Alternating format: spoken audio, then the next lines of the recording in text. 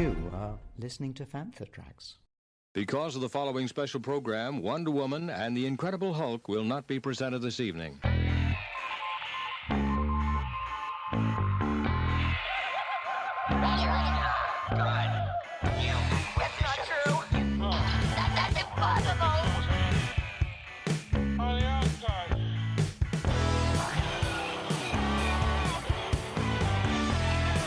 It's time to get all your Star Wars news in a single file. This is Making Tracks.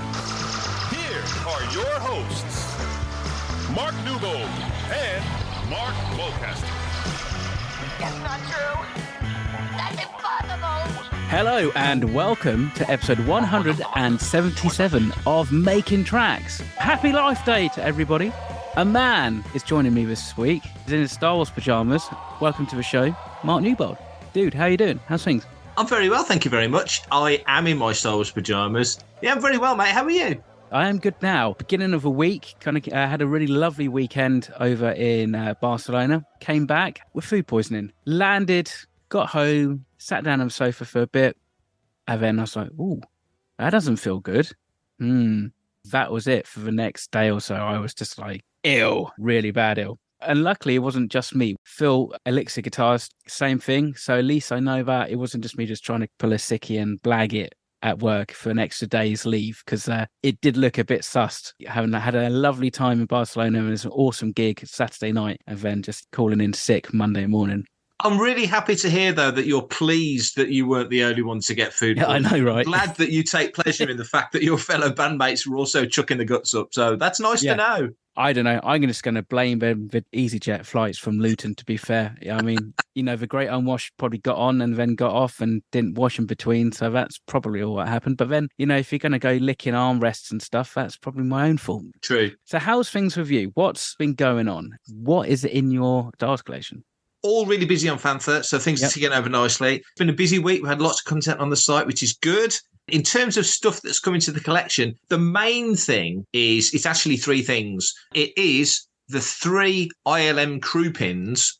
So it's the crew pins for Ahsoka, Season 3 Mando, and Dial of Destiny. And they do look nice. They really do look nice. So they've displayed really, really well. Indie is on my indie bookcase. And that's really it for collectible stuff. I mean, we've got Wales Comic-Con coming up this weekend, so that'll be fun. And a few things already planned out for the next couple of weekends. And we're racing towards December with Farthest From and MCM Birmingham and other stuff like that. So, yeah, I'm sure there'll be more things dropping in that I probably shouldn't be spending my money on, because I am saving for a holiday at the moment. But, we'll get there. How about you? Yeah. The only thing I've had in is Crimson Climb, the E.K. Johnston Kira novel. So that is sat on the unread pile, which now consists of 2 books, The Dawn of Rebellion, that I got and mentioned, I think, last week's episode, and this. So, so that's the only thing.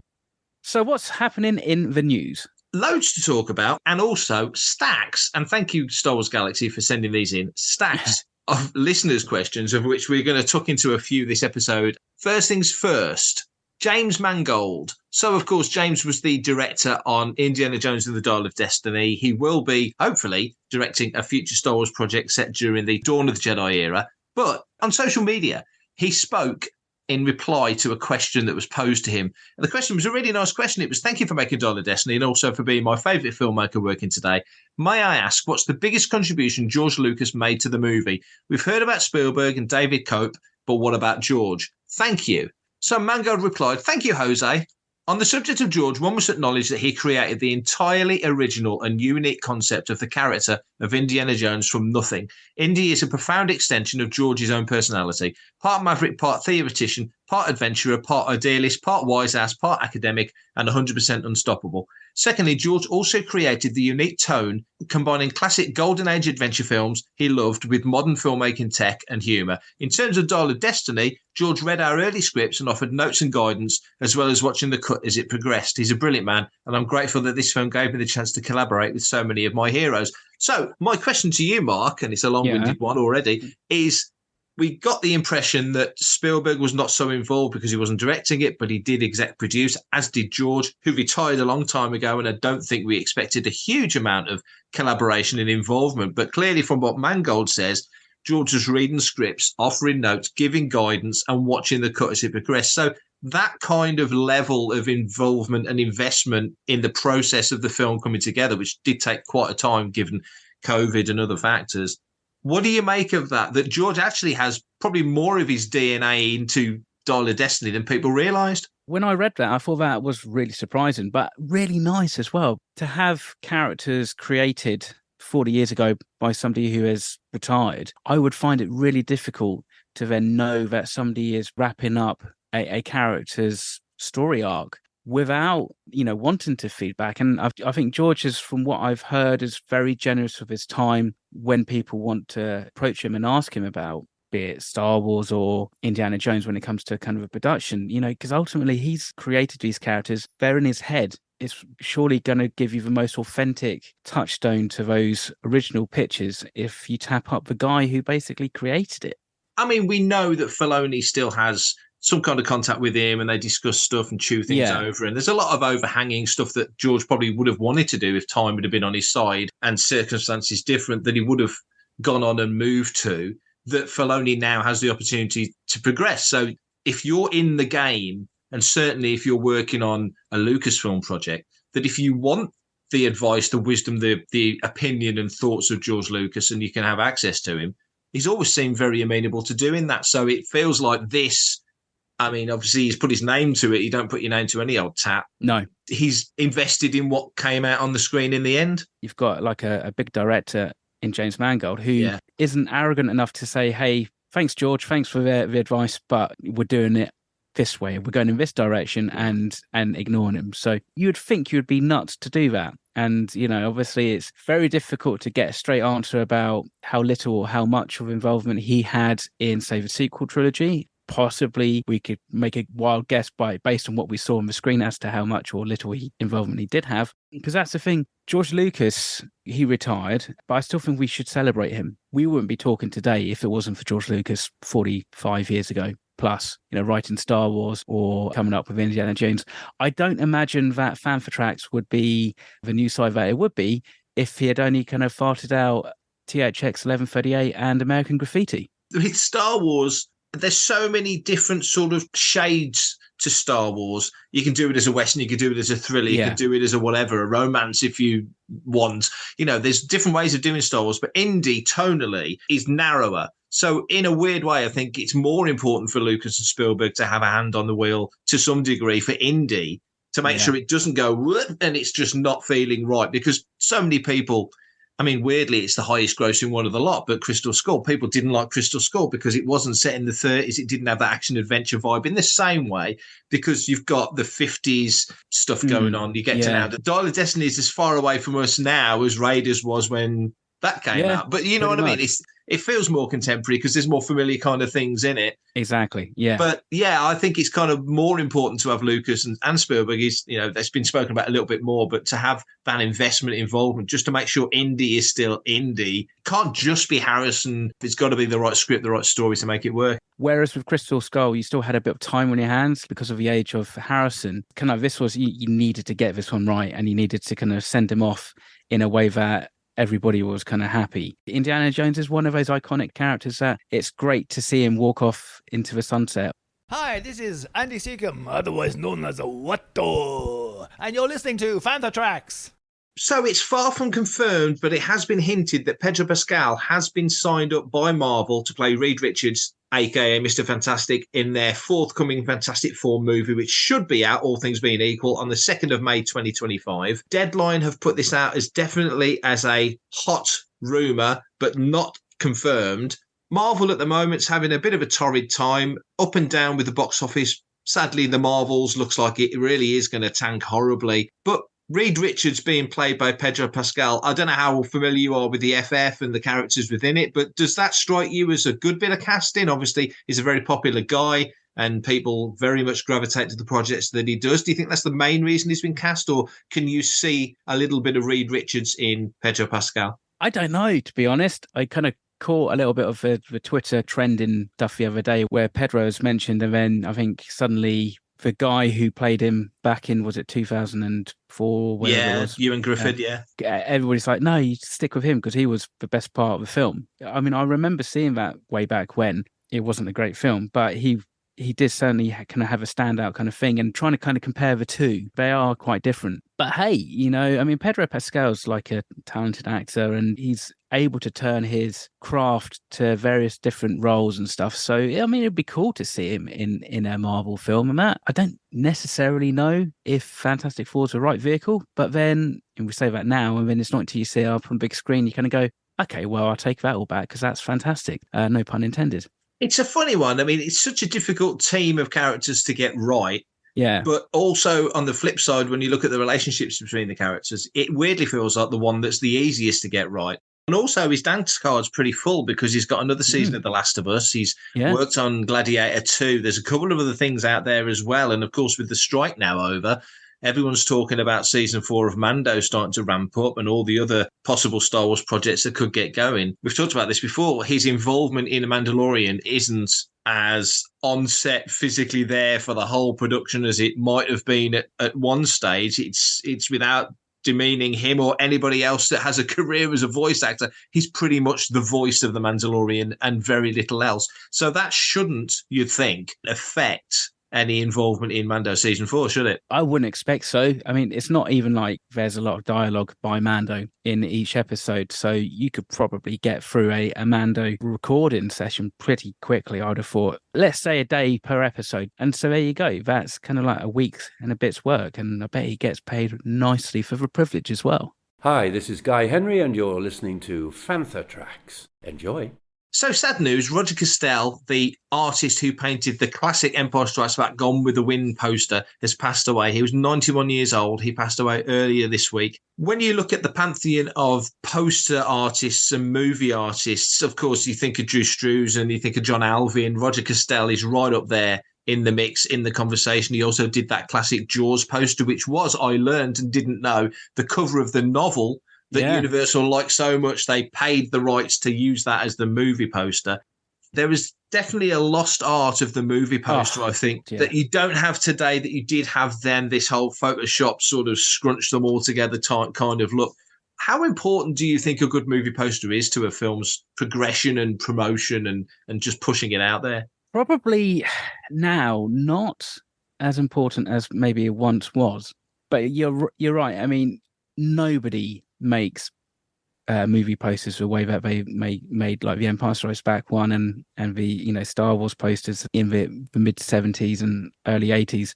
Even you start kind of like creeping into like the 90s and you start to see kind of more of a change of direction and that and nowadays it's a Photoshop job, really. That's how it always feels. I mean, I can't think of many standout theatrical posters that I've seen. But also the other thing is that you go to a cinema and they don't have the actual physical posters of it. It's normally just a still image, isn't it? It's like it's a digital image. In fact, they've got digital display board where like they rotate all the posters and that. And there's very few that I can kind of think to myself, wow, okay, yeah, I need to go and see that based on the strength of a poster. Yeah, they just don't have that organic feel that, say, Drew Struzan and Roger created. And I think probably by and large, the Empire Strikes Back poster is one of my favorite posters of all time, and definitely my favorite Star Wars trilogy poster. I think that one especially, it's just got that timelessness to it, and I think obviously you kind of get that with a hand drawn image that sometimes, like I said, it gets lost in translation when it's very digitally created. I think there's movies of the last 25 years that would have benefited and it wouldn't have hurt. You think of the Potter films, Struzan did the first couple of movies, but no more. The Lord of the Rings films had Photoshoppy posters for them. And you look back to things like Empire, as you say, and that image there, the Roger Kastel painting there, it was the cover of the UK novel. It was on the back of the album, the poster. So these things got seen in a lot of places in the way that now, who does movie novelizations anymore? We've just talked about Dial of Destiny. It's the first indie film that didn't have a novelization. Yeah. And just things that we used to get without even thinking about it, we don't get anymore. So I guess the movie poster as a thing, let's say, isn't quite as important as it used to be. But it is definitely a lost art. And it's such a shame that these great artists now are not only not with us any longer, because we are talking 40 plus years ago since that Empire poster was made, but that the art of doing a movie poster certainly isn't what it used to be. Hello, this is Jay Manchand. I'm a Star Wars Tops artist, and you are listening to Fantha Tracks. Season 2 of Loki has just finished, and starring in that season, Ke Huy Quan, who starred as Ouroboros. He was fantastic. He's just won an Oscar for Everything Everywhere All at Once. Of course, remembering from Data in the Goonies and Short Round in Indiana Jones and the Temple of Doom. He hasn't yet been in Star Wars, but he's certainly working his hardest to put that right because, well, I'll tell you what he said. He said, I was shameless when I saw Kathy. I went up to give her a big hug and I said, Kathy, please put me in the Star Wars universe.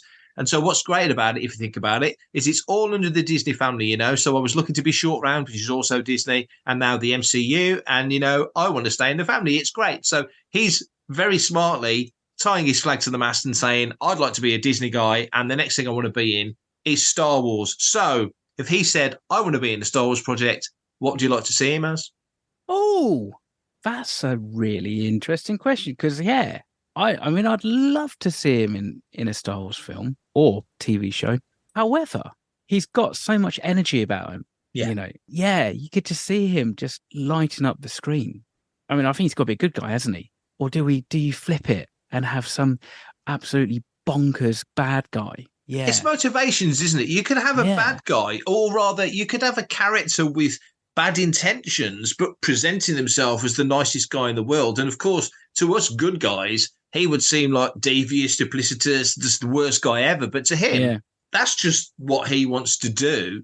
I don't know. I think you're right. And also being in Star Wars, there's always the option that he could be a creature. He could be a voice of a character. There's loads of options. Exactly. But I think you want to see him, don't you? And that's it, isn't it? I mean, I'm sure everybody who has ever done a voice role or been in a creature costume, as much as they're super absolutely stoked to be in the film, would probably be like, oh, I'd love to see my mush on the actual screen, you know? Because, I mean, it's one thing to say, that's me there, and I'm that Stormtrooper or I'm that Ewok or whatever, but actually, like, to kind of go, you know, people to go, oh my God, that's you, because, like, they recognize you would be even better. But yeah, I think we should all be kind of grabbing and hugging Kathleen Kennedy if it's a way to get us a Star Wars part. I think that's definitely the route I'm going to take. That's Security might not be too happy with me at the next Disney premiere, but hey, you know, it's worth a go, isn't it? I reckon.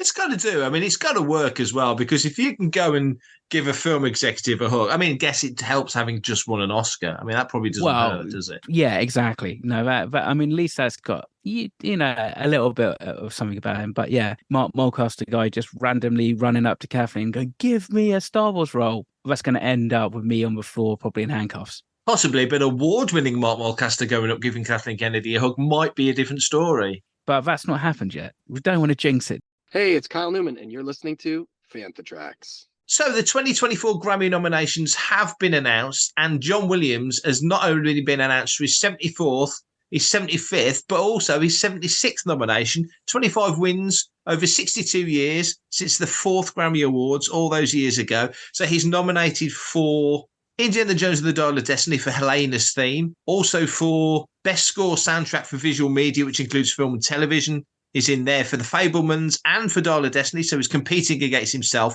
And also in there for Black Panther, Wakanda Forever is Ludwig Goransson. He's nominated a couple of times as well. So it's a pretty good showing for the Grammys. And let's not forget, in the Best Score Soundtrack for Video Games and Other Interactive Media, Star Wars Jedi Survivor, Stephen Barton and Gordy Harb, they're nominated as well. So it's been a decent day for Star Wars as well. So the Grammys, I think the big takeaway is John Williams again. How fantastic to get nominations at this stage of his career. Okay, so if John Williams is going to win, what would John Williams want to win for? Which do you reckon? For me, anyway, like the Indiana Jones Dial of Destiny soundtrack is really good, especially Helena's track. I can remember listening to it on Spotify and going, oh my God, this is classic John Williams, at his best. And to think that he's still able to do that at the age he is, but also, you know, after having composed and written and scored so many amazing tracks, to be able to come out with something unique and individual to that character, I think it's just testament as to how absolutely amazing this man still is. So yeah, congratulations to all the nominees, and also great news about Jedi Survivor, because that is epically good. So the score for that is, I think, hands down better than Fallen Order. The awards take place on the 5th of February next year at the Crypto.com Arena in Los Angeles. Just another quick note, though, in that Best Score Soundtrack for Video Games and Other Interactive Media, Hogwarts Legacy gets nominated. And let's not forget,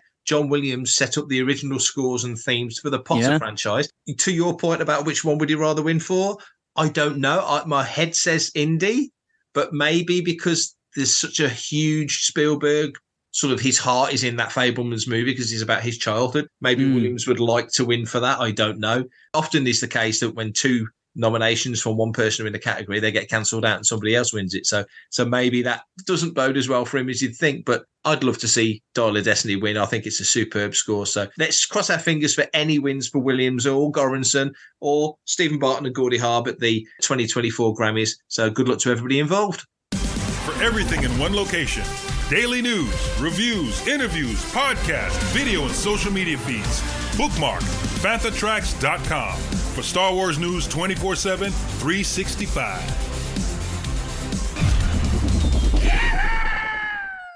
It's a banner day for Making Tracks. Not only is it episode 177, we've got a number of listeners' questions, and we're going to do a couple today. So we're going to kick off with the first one, kind of a statement, but also ends in a question. So it's from our old pal Skyhawker. Hi, dudes. With Star Wars movie and TV news being a bit slow at the moment, I thought I would share an old memory of mine from back in the dark times of 1991 when Star Wars wasn't around. Back at this time, I was 18 years old. I was attending Exeter College. As a kid, I'd seen the original trilogy in the cinema and had many of the toys, but now Star Wars was a distant memory that I rarely thought about. This memory came flooding back with force when during a lunch break at Exeter, I walked past a bookshop only to see a brand new Star Wars novel called Heir to the Empire.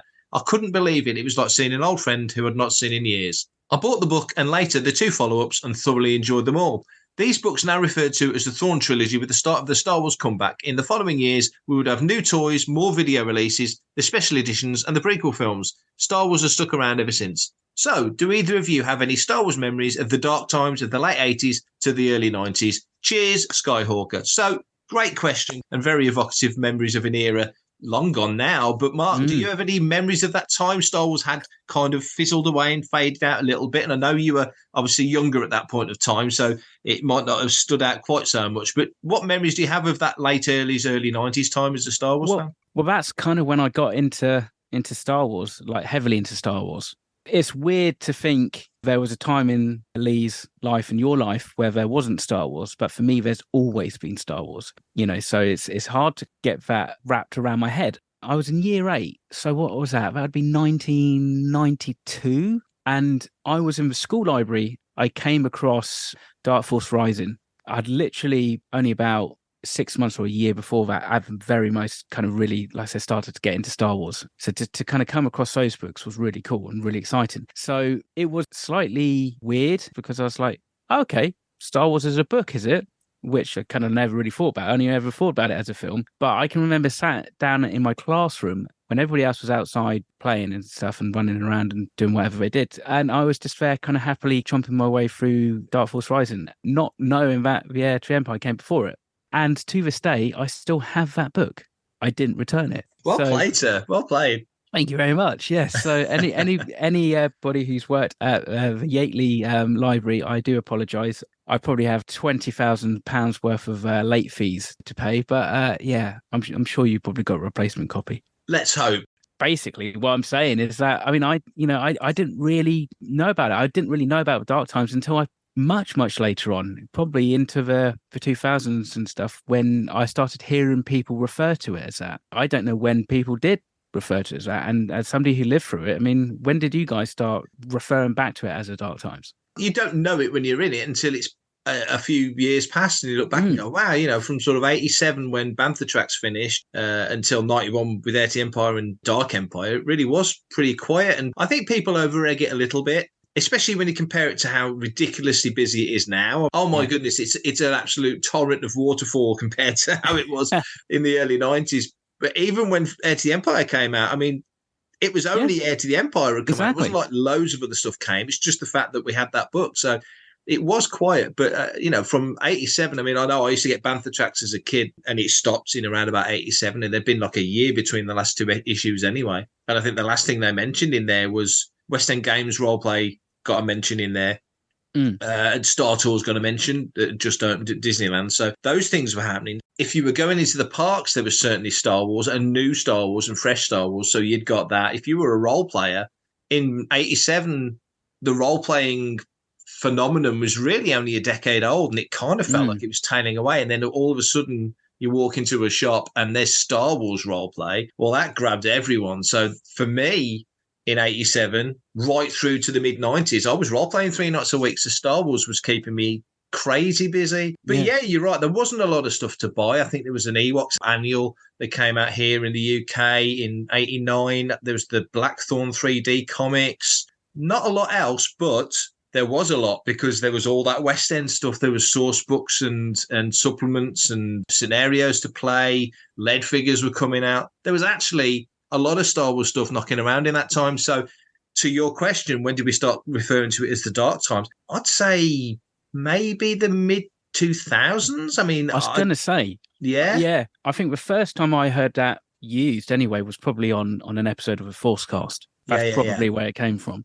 We've never really had such a fallow period since that time. And we definitely, I don't think ever will, you know, I mean, especially now, because we're in this weird situation where you can have Star Wars without Star Wars being on in the cinema. Since the film's come out in 77, there's always been something somewhere. You just got to find it. You've got to be aware of it. Because like role playing was definitely not a thing that I was aware of. I think the first time I even heard West End Games was probably in relation to the second edition of illustrated encyclopedias. Bill, what's his face? Bill Slick, yeah. Yeah, with and that had Darth Vader's TIE Fighter on the cover. And that was one of the first books I brought. There's loads of that, but all I thought, and I was like, where's all this stuff come from? Where's it been written? But you just kind of accepted it was kind of, you know, canon at that point. And still got that slightly now battered and dog-eared copy. So there's been peaks and troughs over the years.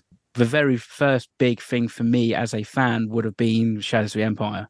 I mean, the books were kind of, you know, coming out quite thick and fast at that time. You know, Kevin J. Anderson's Jedi trilogy. Then you had, like, you know, Dave Wolverton's Courtship of Princess Leia and Crystal Star and all that. And Children of the Jedi. Children of the Jedi. I quite like Children of the Jedi, actually. Yeah. And Darksaber. There was books all around and stuff like that. And that's kind of at least where I focus on. And then, you know, partly because there wasn't a local comic book store to me. So therefore, having access to Dark Horse comics and stuff like that would only have been when they produced a graphic novel and it ended up into an actual bookstore, which back then was very, very few and far between. Let's take another question. This is from Rogelio Rogazga from the Scariff podcast. Thank you for the question. Do you guys feel that between COVID, the Gina Carano situation, the strike, and maybe other factors, it has affected the trajectory of Star Wars on the small screen? And if so, how does Lucasfilm make the adjustment to get back on track? What's the scuttlebutt there? So, deep question and a lot to unpack. If you subscribe to the opinion and the thought process that it's gone off track and that we're not on the course that they wanted to take, what would you do if you even see a problem, if you even see an issue? I mean, that's an episode-long question in itself, isn't it? Which is fantastic. Yeah. You know, I mean, there's one to definitely chew over. I mean, I don't necessarily think that Gina Carano being fired was necessarily, it probably meant a bit of a pivot, but then maybe not. I mean, we've had other stuff. We had like Paddy Jenkins' Rogue Squadron Mac kind of disappeared into the Blue Yonder, you know, and just look at all the other films and directors who have been announced or associated with have disappeared. You know, it's a Jabba the Hutt film. And I mean, part of this is because we're so like micro focused and hyper focused on Star Wars and everything that goes on with this one company, everything feels like slightly more magnified. But, you know, the amount of shows that I've meant to have worked on, which have either disappeared, been cancelled, or, you know, have pivoted because of whatever reason. I mean, pandemic probably has had a big effect, but I think, you know, we got shows in it. We got shows, we got other films and stuff around the pandemic. So whilst that was a big problem for the industry, I don't necessarily think it had a knock-on effect beyond schedules. I think the biggest impact on Star Wars has been the streaming service, and I think also not necessarily the service but the reception of those shows. So then it kind of comes down to whether or not they've got an overall game plan of where they want to go, which we believe they do, or whether or not they are still experimenting a little bit like the way they did with the sequel trilogy. Hi, this is David W. Collins, voice actor for Star Wars and sound designer at Skywalker Sound. You are listening to Fantha Tracks. It seems to me in the week that the Marvels has come out, it hasn't connected with the audiences. The numbers are horrible, and there's been a massive disconnect. And there must be a multitude of reasons that Disney and Marvel are sort of filtering through to figure out what that is. But one of the things that I think may have affected it is that it helps to have seen Miss Marvel and Secret Invasion and WandaVision, because those things filter into that film. And rather than being just a sequel to Captain Marvel, which made like $1.1 billion 4 years ago, it's kind of not just a sequel to that. It's a sequel because Marvel is in it. Carol Danvers is in it, but it's also a sequel to all this other stuff. And the point is, you compare the numbers of people who see a movie, which is tens of millions of people, and you compare that to the amount of people who watch an episode of a Disney Plus show, which is usually single figure millions. It's a very difficult thing to parlay the knowledge of what you may have seen in an episode or season of a show on Disney Plus to a movie-going audience and expect them to not only understand it, but to care. So there's a real balance between the two. And I think maybe the issue is, yes, you want to spin things off from a movie into a Disney Plus show or whatever it may be, but maybe that doesn't work the other way. It's easy to spin a show off into a TV show off, I don't know, something that happened in The Empire Strikes Back. But if you needed to see that show to make sense of Return of the Jedi, would Return of the Jedi be as big a hit?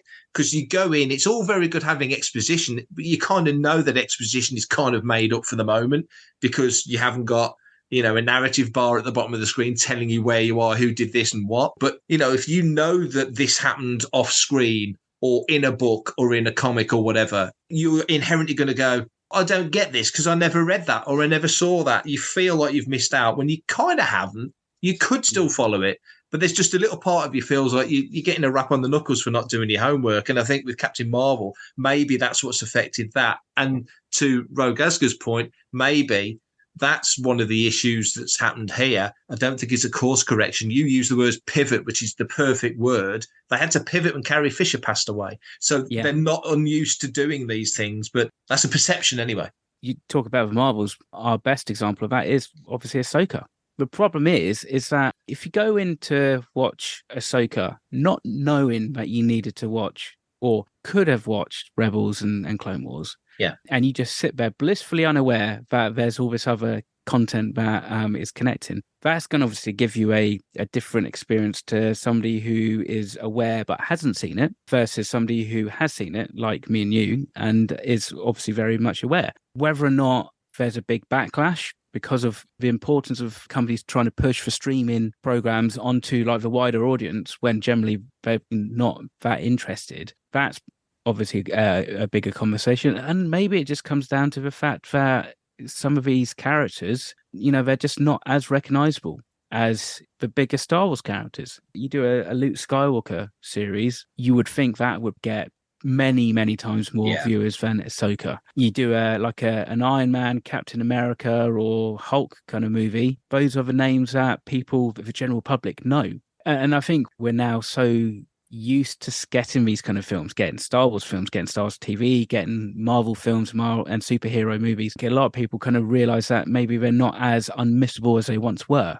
Star Wars, I think especially, needs to be eventized. It needs to be that unmissable film that you see, you know, if you only go to cinema once a month, you only go and see Star Wars. And it's whether or not we're ever going to get back to something like that. We need a film more than, I think, streaming series. And I think that, you know, films for Star Wars will always bring, I think, a bigger number to it than streaming. That's a very good point. That actually takes us on to another question. Neil Livesey from Star Wars Fan Fun Day. Do you want to see more Star Wars TV content or do you want to see more movies? It's a straightforward question, and it ties in very much to what you've just said. Do we need more TV, or does Star Wars as a franchise, as an IP, as a zeitgeist busting, only had the dark times where it's not been in the public perception completely for 45, 46, 47, whatever years it is now? What do you think? Do you think will Star Wars benefit more from more TV on Disney Plus? Does that generate the interest? Does that generate the content? Does that generate the merchandising? Or do we need Star Wars on a big marquee with a premiere at Leicester Square on the big screen making 200 million in its opening weekend? What does Star Wars need? Star Wars needs a movie. Yeah. You know, I think Star Wars needs a movie. You know, at this point, I don't care what it is. You can make a Mandalorian movie. And I think that if you just put Mando and Grogu and you actually went, do you know what, stuff for the last 3 or 4 seasons per se, let's just have a proper Mando adventure on the big screen, which feels standalone and doesn't require you to remember who the hell Pelimoto is or whoever, then yeah, I think that would work. That would definitely bring people back to reviewing the TV series in a different light. But I think, yeah, if you start to make people feel like they have to do their homework to go to a cinema or to watch the next series of that, I mean, it puts people off. TV's meant to be a pastime, and cinema's like escapism, and it's meant to be enjoyable. It's not, it shouldn't be hard work. You can't almost say that off the cuff, but TV is in front of us. It can be, your telly can be on for 12 hours a day. You can walk in and out the living room, and there it is. It's in your home. But you make the effort. You put it in the diary. You make sure everyone's available. You buy the popcorn when you go to the cinema. So it's not the same experience at all. Star Wars is a cinematic franchise. But with Star Wars and Disney as an entity trying to play one off the other, yeah, you can watch Disney Plus or anything on television. It's not disposable, but it's more controllable. You go to a cinema, you ain't got a pause button to hit pause on the cinema when you want to go for a wee in the middle of the show. You just got to bite the bullet and hope you're not missing something cool. So that's a really good analogy, a good comparison point. I just think, I think Star Wars desperately needs a movie. And I said this was our last question, but we do actually have one more from our great pal John Hoey over at Resistance Broadcast. His question was, do you think a Star Wars feature film will begin filming in 2024? I'll take that one first off. I'd be amazed if it didn't. And I think they'd be in trouble if it didn't. And I think they desperately need to get this ship out of the dock, because we've had these strikes that have slowed things down. They're still feeling the after effects of COVID, as everybody is. And there's all sorts of other ancillary factors. The sooner they can get a Star Wars film in front of that camera, prepped correctly, I don't want them to rush it. Rise of Skywalker had factors that meant they had to make that thing move quicker than they wanted it to. To my mind, they still pulled off a great film. I'll stand by that film all day. But it wasn't clearly the situation that they wanted. They gave themselves more time on Force Awakens. That was a smart thing. And look at the $2.2 billion they pulled in for the time that they took on that one. So Star Wars needs to absolutely nail this one. Do you think we'll get a Star Wars film start shooting next year? Would like to hope so. If we don't actually get one starting to shoot, I think we're going to start to get some announcements, and things are going to start moving anyway, pre-production at least. 12 months, it seems to go in the blink of an eye, but also it's actually quite a long time. You can greenlight a film in January and you could have it wrapped by December if you were really on it, but it all depends, especially if they're going to want to get like a film out before 2027. In some respects, going all the way back to Lee's kind of question, the one good thing about A Dark Times and, a lull is the fact that hopefully that means that it starts to drive a little bit of hunger. You kind of sometimes need to take it, or not necessarily take it away. That sounds very kind of negative, but like if it's not there, if you're not getting new Star Wars, it will make people more excited for it when it does get announced. And I think we've just had a film every year, and we've had like multiple shows like almost every year. Yeah. So people are now, I think, probably a little bit blasé about Star Wars as well. You've got that on one hand, and then I suppose the counter argument to that now is that obviously Star Wars is part of the pop culture zeitgeist in a way whereby before Star Wars was almost like its own pop culture and its own zeitgeist. Yeah. Now it's kind of part of a very crowded, franchise-heavy environment, and I think the worry maybe more so from Disney shareholders and maybe the executives, like, if we don't have a film, people are going to forget Star Wars, which I don't think that will happen. I think you want to give people a little bit of time and then be able to kind of flood the market again, hit them heavy with it, like they did with Force Awakens. The marketing for that was absolutely everywhere, and we hadn't seen that kind of level of marketing since Phantom Menace, and it worked. I think the box office sales for itself, so you got to give people a bit of a chance, I think, to have a breather as well. Anticipation is a beautiful thing, isn't it? It's a wonderful thing. Speaking of anticipation, you can anticipate that our next episode will land Tuesday. But for now, that is all we have got time for. So thank you very much for all the listeners' questions that we've got to today. And we've got, I promise you, a heap ton more when we next hit record. So if you have got a listener's question that you want to send in, by all means, if you're brave enough, send in a voice note or something so we can actually play it in, and you don't have to have me or Mark read them out. So Mark, can you let everybody know how they can do that? If you want to be a part of the action, visit fanthatracks.com and be sure to comment, like and share on our social media feeds at Fanthatracks. And as Mark said, send in your listeners' questions by emailing radio@fanthatracks.com. Subscribe, leave a review, preferably a 5-star one, on Amazon Music, Audible, Apple Podcasts, Google Podcasts, Spotify, or your podcatcher or smart speaker of choice. And as always, thanks to James Semple for composing the Fantha Tracks intro, Adam O'Brien for our Making Tracks opening music, and Mark Daniel and Vanessa Marshall for our voiceovers. Tune in to Good Morning Tatooine. It's live Sunday evenings at 9 o'clock UK time, 4 p.m. Eastern and 1 p.m. Pacific on Facebook, YouTube and Twitch. And check out our Fantha Tracks Radio Friday night rotation every Friday at 7 o'clock UK time for new episodes of The Fantha from Down Under, Planet Layer, Desert Planet Discs, Start Your Engines, Collecting Tracks, Cannon Fodder and special episodes of Making Tracks. And every Tuesday at 7 o'clock UK time for your weekly episode of Making Tracks. And remember, fanthatracks.com, our social media feeds, Fantha Tracks TV and Fantha Tracks Radio are absolutely... which is Wookie for free. So no Patreon, Buy Me a Coffee, Kickstarter or Indiegogo required to stay updated on all the latest Star Wars news. And that's me, Mark and Chewie done for this episode. There you go. Brilliant. Dude, lovely to see you. Everybody else, have a fantastic life day. But until next week's episode, stay safe. Have a wonderful week in Star Wars. And of course, as always, may the Force be with you. Coming up next on Fantha Tracks Radio, it's another episode of Making Tracks.